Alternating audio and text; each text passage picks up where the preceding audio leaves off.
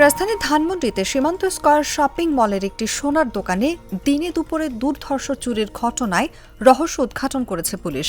এ ঘটনায় চোরাই স্বর্ণালংকার সহ ৩ জনকে গ্রেফতার করা হয়েছে। শনিবার রাতে তাদের গ্রেফতার করে ঢাকা মহানগর গোয়েন্দা পুলিশ।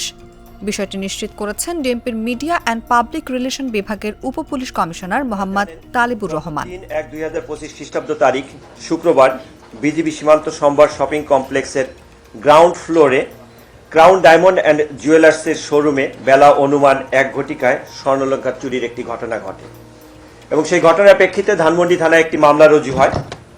মূলত শুক্রবার জুম্মার দিন শোরুমের কর্মচারী তারা যখন নামাজে যায়, শাটারটা টেনে তালাবদ্ধ করে রেখে যায়, তখন একটি সংঘবদ্ধ চোর দল সেখানে এসে তালা কেটে চুরির ঘটনাটি সংঘটন করে। উক্ত ঘটনায় মামলা রুজু হয় এবং এর প্রেক্ষিতে থানা পুলিশের পাশাপাশি ডিবি ঘটনায় জড়িতদের গ্রেপ্তার এবং লুণ্ঠিত স্বর্ণালংকার উদ্ধারের ব্যাপারে তদন্ত আরম্ভ করে।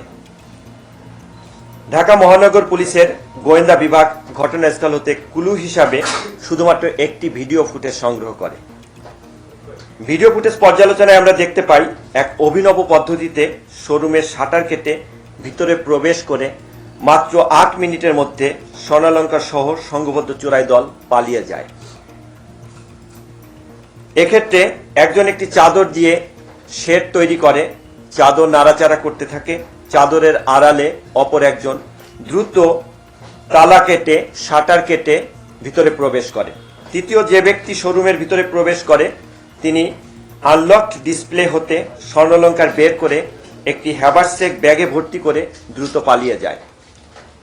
এছাড়া আরো কয়েকজনকে শোরুমের প্যাসেজে ঘোরাঘুরি করতে দেখা যায়।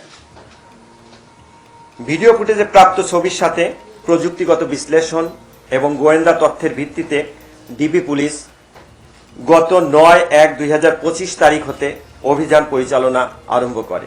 অভিযান চলাকালীন কক্সবাজার হতে চট্টগ্রামে আসার পথে মোহাম্মদ রুবেল ২৮ নামে একজনকে গ্রেপ্তার করা হয়। তার স্বীকারোক্তি মূলে পরবর্তীতে কুমিল্লা জেলার বিভিন্ন স্থানে অভিযান পরিচালনা করে শফিক ওরফে সোহেল নামে অপর আরেকজনকে গ্রেপ্তার করা হয়।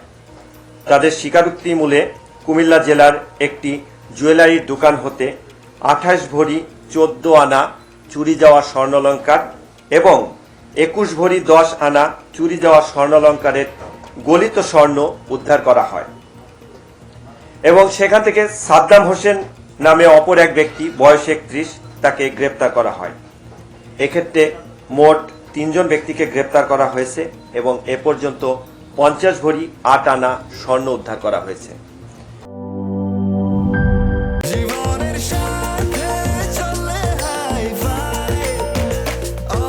স্বাস্থ্যকর অল টাইম, সব সময় অল টাইম হেলদি লাইফ।